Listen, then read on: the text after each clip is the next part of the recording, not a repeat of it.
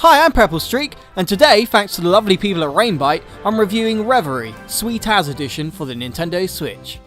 I got this game 2 weeks before release, and I bet you anything this video still comes out late.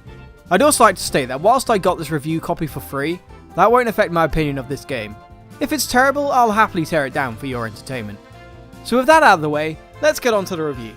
Reverie is a 2D open-world action-adventure game set on a small fictional island off the coast of New Zealand in the early 2000s.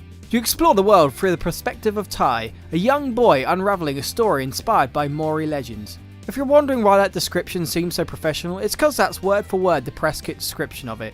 If I was to describe this game, I'd say it's a millennial Zelda clone with an Earthbound aesthetic. Whilst researching this game, I also saw a lot of other people compare this to Zelda and Earthbound games, but unfortunately I've never played Earthbound, so I'm not sure how similar it is. What?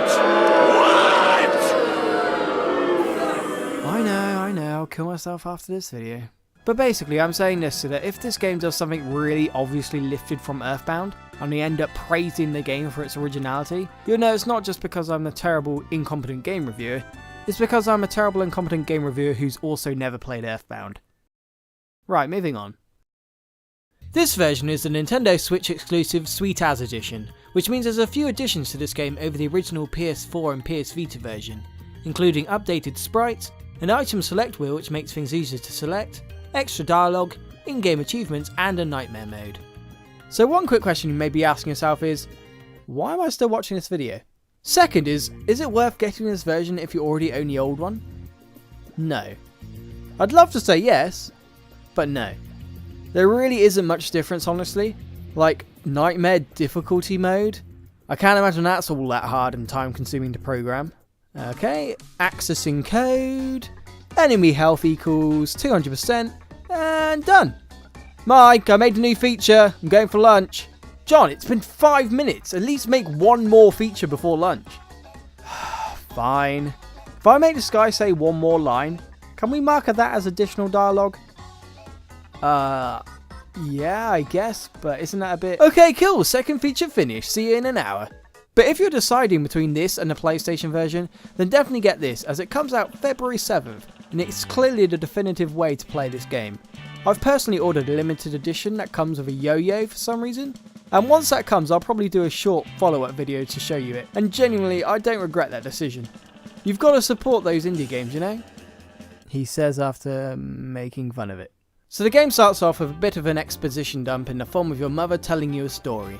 Then, after a few introductions and a few chores, you then face off against a haunted tumble dryer that happens to contain one of the evil spirits mentioned in her story. Crazy coincidence, right? Also, the hell, Grandpa, who designed your basement? It's 5 times the size of the rest of your house. And it's full of rats, bees, puzzles, and a haunted tumble dryer. Do you have to go on a day-long trek to clean your freaking clothes? Hey, Grandpa, where's Grandma? She went down to do the laundry and was never seen again. If only I'd known, I'd have worn my underwear a couple days longer.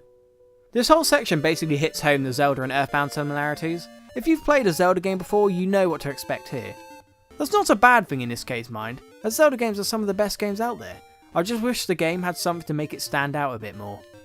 The controls are really tight and responsive, and even the roll is here to get around faster. And the added item wheel makes swapping between items less annoying than it can end up being in other games. The puzzles are also challenging enough to be fun, and not too easy to be insulting. Although I swear I've seen some of these mini puzzles before in other games, but that might just be me misremembering. The bosses are also fun and varied, and give you something to work towards whilst dungeon crawling. I'll be honest, I also really like the flow of this game. It's very modern. The dungeons don't take too long and overstay their welcome, like some Zelda dungeons I can think of. And the warp circles that help you get back to a further part of the dungeon if you die is a nice touch.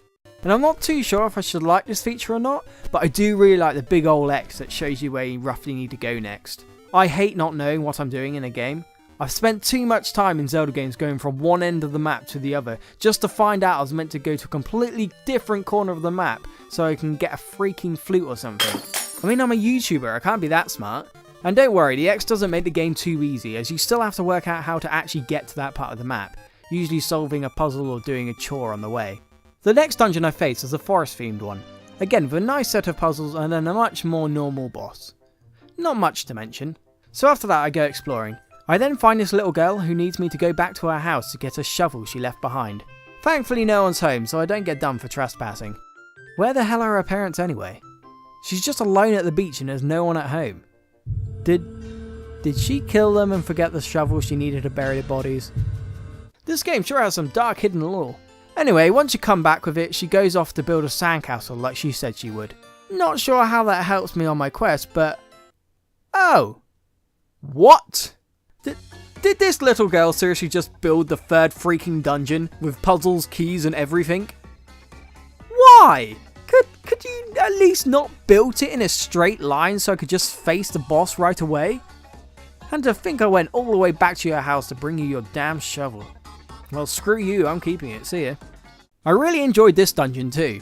Really good puzzles to solve, and the snorkel is a nice item to use, especially against the dungeon boss. You have to attack each tentacle, then dive under the water to avoid the projectile attacks. It's quite satisfying. So the rest of the game I won't spoil for you, as it's not an overly long game. I believe there's 2 more big bosses in this game to face after this. My final thoughts on this game is that at $12.99, it's definitely worth your while. It controls well, it's fun, challenging, and it's a great homage to classic Zelda games. I'm also in love with the graphical style of the game as well. If you've played through all the 2D Zelda games, or just want to try something slightly different, I'd say this game is for you. Also, if you like this video, subscribe. I'll be following up on this video with a quick mini review of the limited edition physical version once it gets here, so that'll be a fun train wreck you won't want to miss. Also, I'm nearly at 1,000 subscribers, so if there's anyone there that can help you reach that, it would be greatly appreciated. Well, anyways, until the next video, goodbye.